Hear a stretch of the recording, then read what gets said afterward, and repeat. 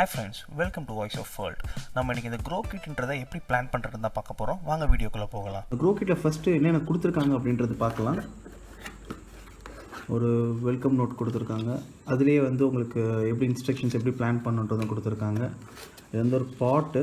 இது வந்து ஜூட் அதாவது சணல்னால் செய்யப்பட்டது. இதில் ஒரு விதை பேக்கெட் கொடுத்துருக்காங்க. இது என்ன விதைன்னு தெரியல, இது வளர்ந்தால் தான் நம்மளுக்கு தெரியும்.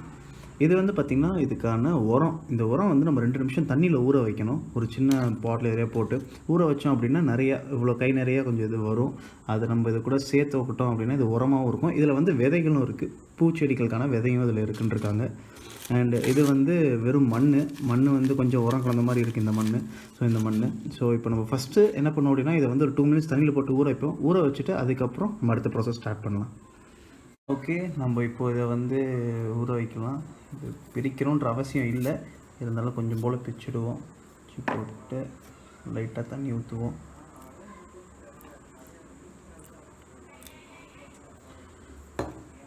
தண்ணி ஊற்றிட்டு கொஞ்சம் நேரம் வெயிட் பண்ணுவோம். இதானதுக்கப்புறம் தான் நம்ம இது கொஞ்சம் பெருசாகுது, இது மாதிரி வரும். பாருங்கள் எவ்வளோ பெருசாகிடுச்சு பாருங்கள். அப்போ இருந்ததுக்கும் இப்போ இருக்க இதோட சைஸ் பாருங்கள். தண்ணி அப்சர்வ் பண்ண இது பெருசாகிக்கிட்டே போகும்.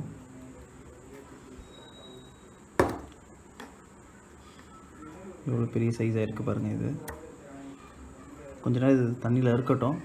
2 மினிட்ஸ் கழித்து நம்ம இது பண்ணுவோம். மரம் வளர்ப்போம், மழை பெறுவோம், மண் வளத்தை காப்போம்.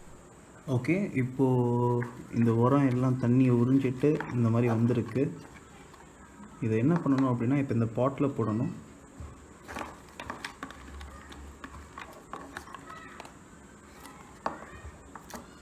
பாட்டில் போட்டுட்டு ஸோ இதோட சீடு நம்மளுக்கு கொடுத்துருந்தாங்களே அந்த சீடு அதை எடுத்துட்டு சீடை ஃபில் பண்ணிவிடுவோம். இதில்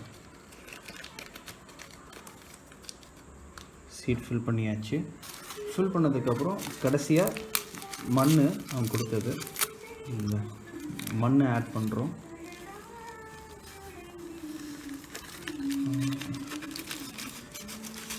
இந்த மண்ணை ஆட் பண்ணிவிட்டு கொஞ்சம் போல் தண்ணி ரொம்ப அதிகமாக இது பண்ண வேண்டாம், கொஞ்சமாக தண்ணி ஊற்றினா போதும்.